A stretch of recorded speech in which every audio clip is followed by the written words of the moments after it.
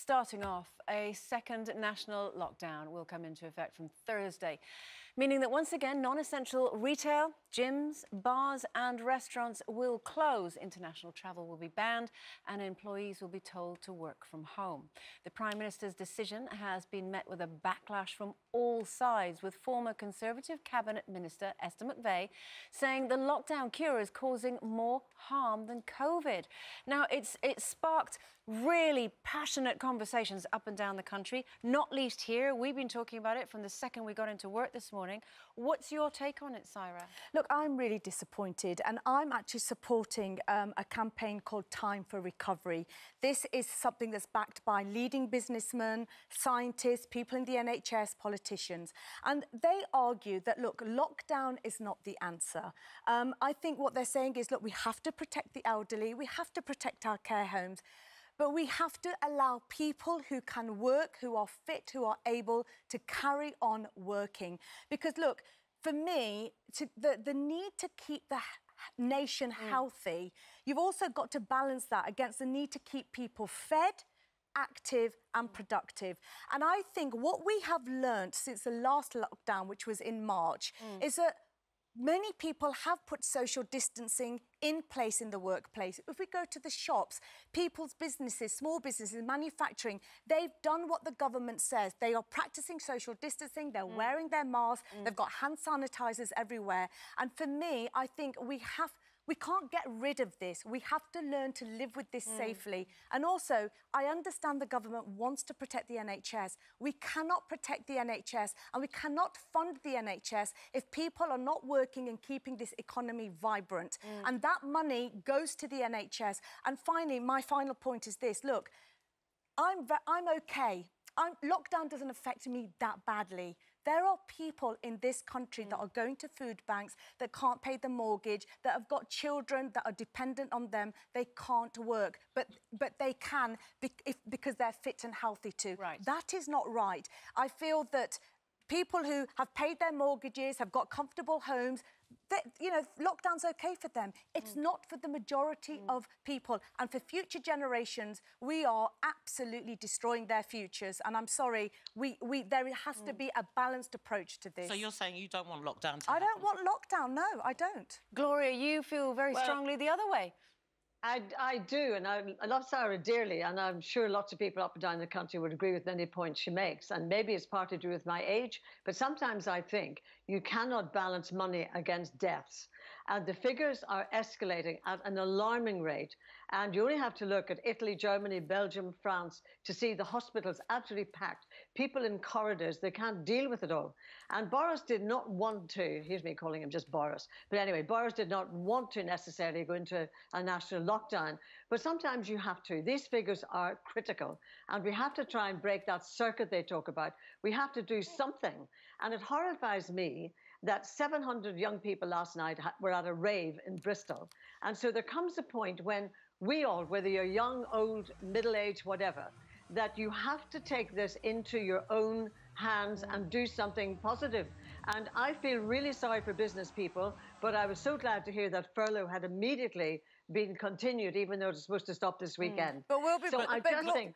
Gloria, I'm sorry, but we will be paying for that in future, and I think that is really wrong. But you know what, Gloria, I do agree that not everybody is here... Gloria, I understand that not everybody is adhering to that, but I think this is where the government should step in and they should put more people on the streets to make sure that people are adhering to it. Well, you say that, but Saira, that shouldn't stop people from going on and making a living.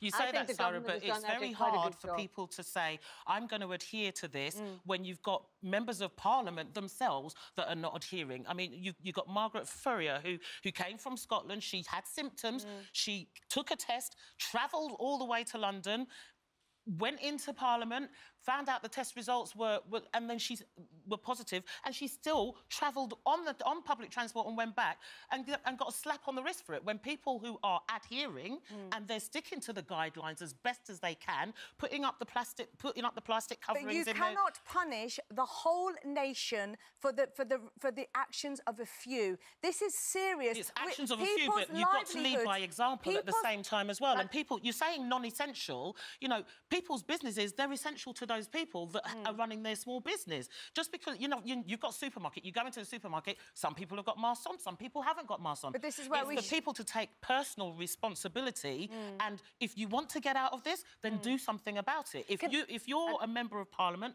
and you've been told to stick to these guidelines, stick to these guidelines, and everybody will follow by your example. Can I just bring Gloria in again? Gloria, was the point that you wanted to make regarding essential or non-essential? Well, no, the point I want to make is the fact that this is such a world issue and nobody has the ultimate answer.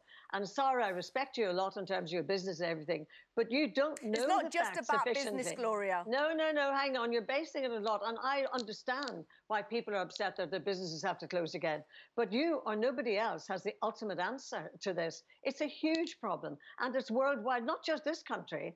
And I think that overall, the government has tried very hard to make sure that the furlough continues, that people get grants, that people get loans at virtually zero interest. They've done everything they can. And yes, I accept that my grandchildren and maybe their children in the end will be paying for it. But what do? You have to balance death against money and that's jobs. the thing. Gloria, the thing is, I'm not saying I have the answer. I'm giving a different approach and opinion, and we have to have this balance. But as far as I'm concerned, charities are losing money. Abuse is up for domestic abuse. Child abuse is up. Suicide rates are going through the roof. People have lost their opportunity to have cancer treatment. Some of the people who can be dealt with are not being dealt with. I am really sorry, but that is not a balanced approach to our country and the way that we live our life. We have to protect the essentials that make our life worth living, and I'm really sorry, but lockdown does not provide that. I know, but you've got a list of things you're reading out there, but what's the answer? You see, nobody has the ultimate answer. I've just given you the answer. The answer is not to go into full... a lot of issues. The answer is not to go into full lockdown, but allow people to work in a safe environment.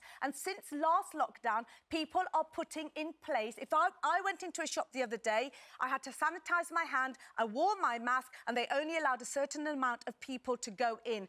That is good practice, and that is what we should be encouraging. But Saira, can I just interject here? We saw that footage just a second ago of people at a rave, and absolutely there are many businesses up and down the country that have totally abided by the letter of the law and done their best. But then you see scenes like this. I get that, but that's what I'm saying. If we should not allow those sort of scenes to happen. But this is where the government can come in and put protocol into place to break these kind of raves up. But this is what they've tried to... Saira, just a minute. This is what they've tried to do, and tried to give everybody the opportunity They've tried to give everyone the opportunity to take their own personal responsibility. And so, therefore, businesses, exactly what you said, have done what they've been told to do. But then you have others who absolutely haven't. So what I'm saying is, and I'm hearing all your opinions here, and I'm not necessarily coming down on either side, but surely you can see that there comes a point where the government has to go, do you know what?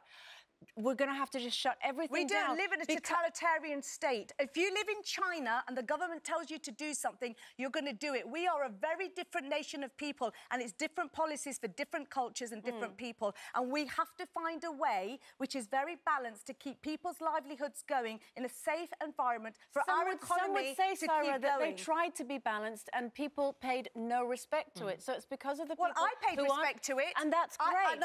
But others didn't. You can't say the majority of people did not pay respect to it, because the majority of people are living in fear and they are paying respect to it. There is a handful, it's not the majority. I think it's a minority of people that are causing the problems, but the whole nation should not be held accountable for that. OK, right, we're going to have to leave that there.